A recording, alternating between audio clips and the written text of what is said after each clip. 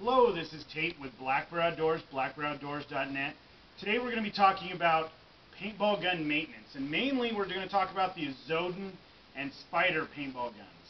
That's probably our most popular gun in the store because they're easy to work on for the homeowner. You're great beginner guns. The first thing we're going to talk about is the older Spyder paintball guns. Now these guys, the whole bolt mechanism, everything comes out. We're going to put our finger over the back. That holds everything together. We're going to pull out the Carter key.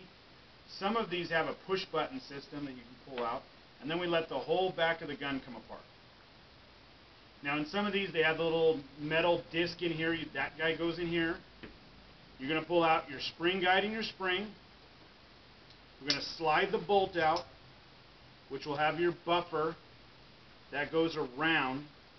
Then comes the bolt and the striker. Will come out here. Now once we've done that, we're just going to talk about maintaining the top end of the marker. There's also down inside the gun, there's another valve and another O-ring up in here, so there's two O-rings and your cup seal.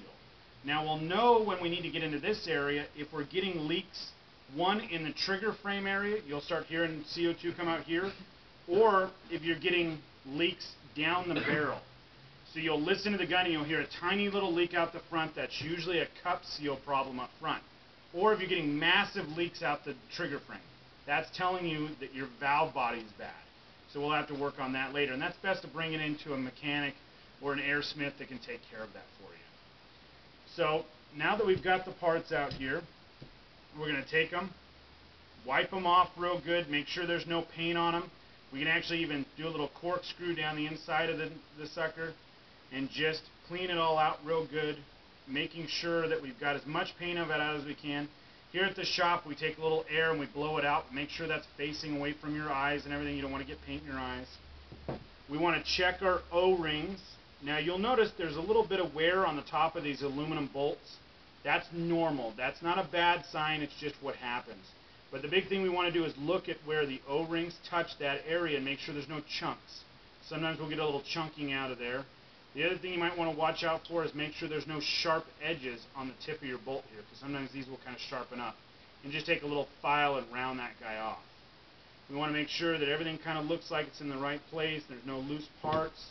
We want to make sure we're clean down here and we've got a good O-ring going on here. Now that we've got it all kind of taken apart here, we want to sit there and get it ready to go. What we'll do is we'll sit there and we'll take the barrel off. We're going to unscrew the barrel. We can look down the barrel at this point. Make sure if there's any dirt or anything in there, any broken paintballs, we can wash that out right in the sink. That's not going to hurt it.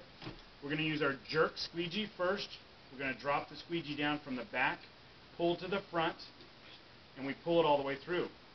Now we can also do the same thing on the gun, but I found that on the gun, most of the time, a flexible squeegee like this that we only use for cleaning out guns, we can push from the front all the way to the rear. So I usually have a couple of these cheapo ones that I use just for cleaning out the inside of the guns. Now I'll do the same thing to the barrel.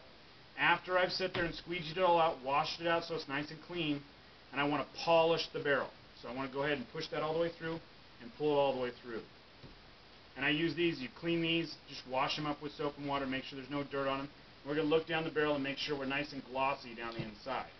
Then we go ahead and reinstall our barrel. Other areas to look for that we want to do is we want to take off the baldy tents here. We want to pull out the baldy tents and make sure that we check that to see if there's any lube, or sometimes you'll see paint around the outside. Again, another place, if you've got an air compressor with an air nipple, you can spray all the paint and it'll come out the back here and clean all that area out and wash it out with a couple of paper towels. The gun goes back the same way it went in. We're going to put the bolt and the striker back together. We're going to slide it down inside. And we've got to kind of, this is the trickiest part, so we kind of got to get them lined up. Once they go in, we're going to put pressure on it. We're going to pull the trigger once, put pressure on it again, pull the trigger twice. That sets the gun up. Now if you have an electric gun, you got to make sure you got batteries in here. We're going to take our buffer. We're going to put our buffer in the back. We're going to take our our spring and spring guide, push those in. Then we're going to take our cap, push that guy on, slide our pin in place, and put the Carter key back in. Now once you've got the Carter key back in, we want to make sure the gun actually fires. So we want to pull it back, make sure it's actually firing properly, there's no restrictions. It shouldn't be sticky or anything like that. Now, getting on to our newer guns, and the one thing we want to do is one thing we didn't really show here is after we've taken all those parts out, we want to just put just a drop of oil on the striker O-rings and everything like that, just a little drop, and then just wipe it around with our fingers and lube up that bolt. The other thing you want to do is every so often, probably once every couple of cases, take a drop of oil, drip it down in the back here, and that will lube your area in here, which is your cup seal and your valve body here. Now, on the newer guns, this is something that's really interesting. We have a really neat system. One, we've got rid of the plastic thread, the plastic necks, and we've gone to a full metal neck. But the really nice thing on these guys is super simple to take apart. If we need to clean it out, we pull up on our bolt, slide the bolt completely out of the gun. It's a Duron bolt, so there's no O-rings to lube or anything like that. This is a self-lubing O-ring or bolt, so we do not put oil on this. We can look all the way straight down the gun. We're going to do the same thing we did before, which is take off our barrel. We're going to go ahead and squeegee down the gun, down the barrel just like we did before, reinstall our barrel. We're going to want to do the same thing, and this is the same thing with Spyders and Azodins and a lot of other guns out there now. We're going to go ahead, we use a little Allen wrench, make sure you're using the proper Allen wrenches. The Spyder paintball guns are usually metric. Some of the paintball guns that are out there now are coming in standard and metric.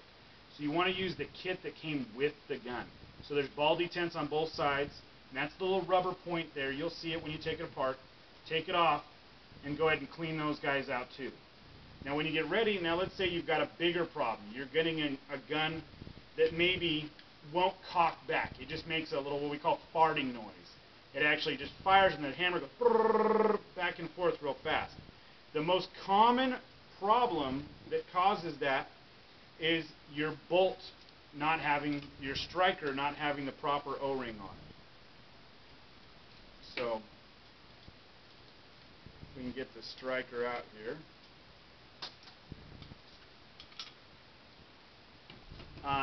Now the striker O-ring is this guy here. We want to make sure we check that real good, so if we're having any kind of noise. Now on the Azodin, the cool thing they've done is they've put a Duron bolt system on there. So we're able to lighten up the bolt so it doesn't kick as much. It's a great system, but making sure we're lubed up and just putting a little drop of oil on that guy, that's really the only thing we have to do on these guns. Just putting a little drop there. We're going to reinstall the striker. The striker has to go with the little riveted out section. I don't know if you can see this or not, but there's a little divot here that's squared off on both sides. That has to go down, and your hole has to go up. So we want to make sure we keep the hole up. We're going to do the same thing. Put pressure on it. Push 1, push 2. And at this point, I usually like to install the striker, or my bolt. And we just make sure we can look down inside and make sure it's actually locked in there. Okay? Then we're going to go ahead and put our buffer back in. Put our spring back in. Make sure that guy goes all the way down.